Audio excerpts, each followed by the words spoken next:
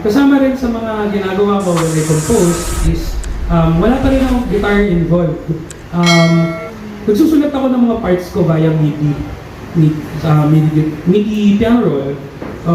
Kasi pag nagsusulat ako sa piano roll, hindi ko nakikita yung gitara ko. So that means hindi ako nalilimit dun sa mga current na techniques or approaches na alam ko. So it pushes me to learn more approaches.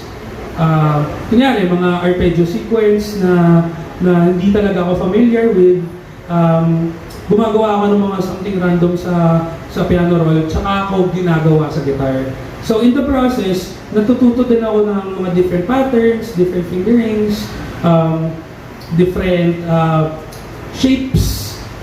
Pag tumutugtog ako, then nade-develop ko siya, then na-integrate ko rin directly sa playing ko. So, dun sa method na yun, it means na hindi nagsa-stagnate or hindi nag-plateau yung style ko. Kasi meron akong bagong approach every time nagsusulat ako kasi gumagawa ako ng mga things na alam kong hindi ako familiar with. And actually, yun yung ginagawa ko talaga pag nagsusulat. Gusto kong gumawa ng things na nahihirapan ako.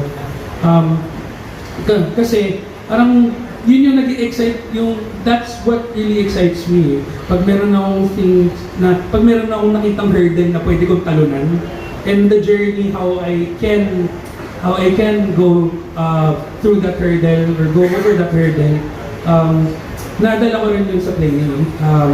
Yung iba does it with practice, yung iba ginagawa with constant drills and whatnot. Pero ako, yung pinaka-way ko of developing myself is writing. And pag nagsusulat ako, yung talaga, gumagawa ako ng mga things hindi ako familiar with. Sige.